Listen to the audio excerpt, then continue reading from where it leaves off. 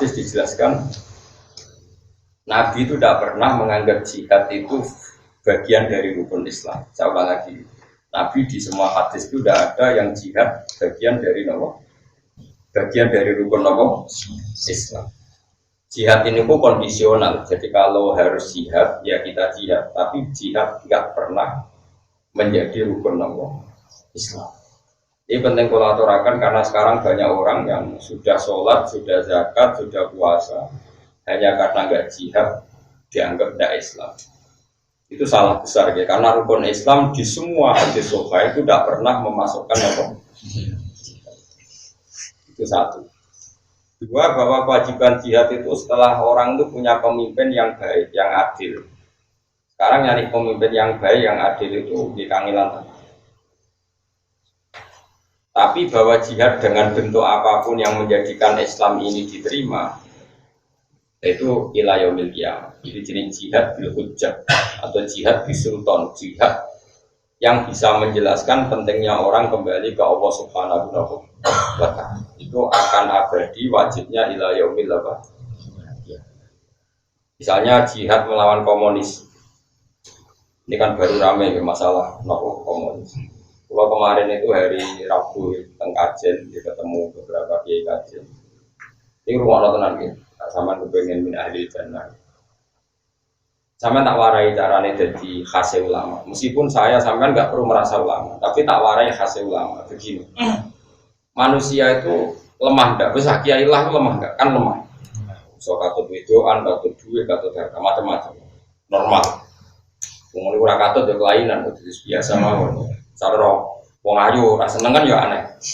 Wah duit rasa seneng aneh. Cuma nak seneng loh yang aneh. Apa mana seneng ra kesampean malah. Ya aneh ya loro. Begini tak terang lagi. Ini rumah nonton. Awas ya nak salah paham. Kamu jangan menjadi LSM yang terjebak isu pemutarbalikan sejarah. Misalnya begini. Wah itu dulu itu hanya penciptaan Orde Baru, sebetulnya kejadiannya ada begitu. Sejarah itu bisa dibolak-balik.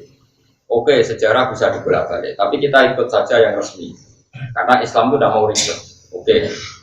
Tapi rumah tenan ini fatwa kulo. Nanti kalau ketemu pangeran ya fatwa demikian. Yang penting kalau dalam akidah Islam, kamu membenarkan satu ormas atau satu organisasi politik atau satu gerakan apa saja. Itu cek itu dari ajarannya apa. Tidak penting sejarah. Ini cara ajaran Islam.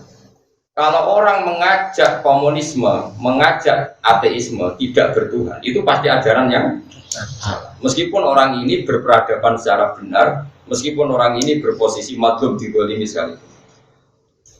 Misalnya ada orang yang digolimi, kemudian mengajarkan komunisme. Hanya karena digolimi, biasanya orang-orang LSM tertentu itu terus simpati. Nah simpati terus membenar. Oh itu rasa ngono-ngono, nah agar ajarannya salah, ya salah. Jadi ini madlum, cek orang. Sekarang ajaran komunisme, anti Tuhan. Bok PKI itu madlum, orang madlum, ajaran ini tetap salah karena menolak Tuhan. Sekarang umat Islam sengimane pas-pasan digiring untuk bersimpati atau berempati sama komunisme karena seakan-akan mereka paham ya? Paham ya? Awas ya. Makanya Quran itu kalau bicara ajaran itu jelas kaburat kalimatan takhruju min afwahihim. Yang disalahkan itu kalimatnya, ajaran mana yang salah ajarannya. Begitu juga ajaran kebenaran. Paribasane ana dai kok maling, paribasane ana dai kok nate zina, nate nopo. Ajarane bener harus kamu benarkan, yang salah orangnya. Kalau orangnya nanti ganti hisab pangeran, tapi ajarannya tetap benar. Saya itu berkali-kali nerangkan di mana-mana. Ana lonte muni siji tambah siji loro, kamu wajib benarkan enggak? Wajib. Ana koruptor darani siji tambah siji loro, kamu wajib benarkan enggak? Wajib. Paham ya? Nah berarti 1 tambah 1 2 itu kebenaran sejati. Dia omong lonte ya kamu harus percaya. Dia omong koruptor kamu harus. Saya itu lonte muni pangeran siji, kamu benarkan enggak? Benar. Orang copet ngomong siji tambah siji loro, kamu benarkan enggak? Kemudian ada orang ateis ngasih kamu uang 100.000 atau 1 juta, bareng kayak duit kayak 1 juta, bariku buat saduki buat injek-injek, was barengnya kayak duit, bariku buat injek-injek. Terus dia karena madlum itu teraniaya, melas, bareng kelas mending ini, pengiran murah ono jebule. Jangan karena kamu kasihan sama dia karena madlum, terus kamu bilang ajarannya benar.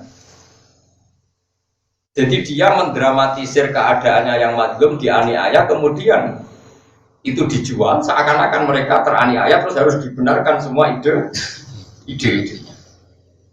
Dalam Islam tidak mengenal itu. Dalam Islam itu kalau sudah tauhid itu tidak ada ukuran empati sosial. Jadi tadi misalnya ada copet bilang 1 tambah 1 2. Yang dicopet berarti madlum bilang 1 tambah 1 5. Benar mana dalam masalah matematika itu? Benar copetnya, bukan nyopetnya loh orangku. Sekarang ada orang yang dicopet, yang didolimi di Indonesia misalnya komunis, misalnya kalau itu saja tidak mesti benar teori kalau didolimi, bisa saja mereka yang dolim, kalau keyakinan mereka yang benar. Kemudian karena didolimi mereka menanamkan ajaran Tuhan itu tidak ada, agama itu candu, agama ini tidak benar. Karena mereka terdolimi, misalnya terus kamu simpati, nerokok. Dia simpati, satu kesalahan. Makanya saya mohon, kalau kamu benci satu aliran, itu benci ajarannya, anti Tuhan apa enggak? Karena dengan benci ajarannya ini kamu nggak bisa terprovokasi oleh isu-isu sosial. Paham ya? Karena kalau terprovokasi isu sosial itu pasti manusia itu akan bela yang madlum, bela yang kesannya didolimi, yang sedang kalah, yang sedang dianiaya, yang sedang tertindas. Terus ini katanya yang mapan, berjuis, penghisap. Dulu itu kata Gus Masum, itu Kiai Lirboyo pernah cerita saya. Dulu PKI di Kediri itu hebat, menarik karena tadi Kiai itu kan tengok-tengok orang santri itu teko salam tempel. Terus Kiai itu katanya penghisap. Rata-rata santri khidmah ning sawah ning Tegale Kiai. Enak tuh jadi Kiai diam di rumah, sawah dia mengerjakan. Dasar penghisap, berjuis, kapitalis.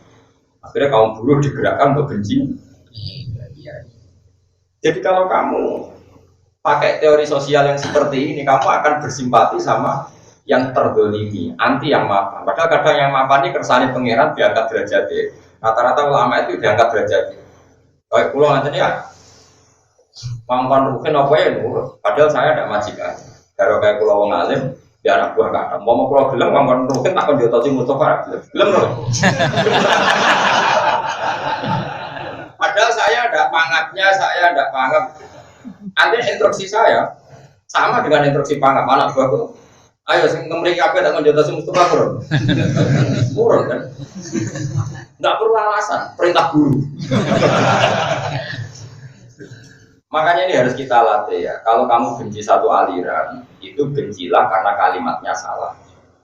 Karena kalau orangnya bisa saja kita yang hak, kita pun salah. Misalnya saya kiai.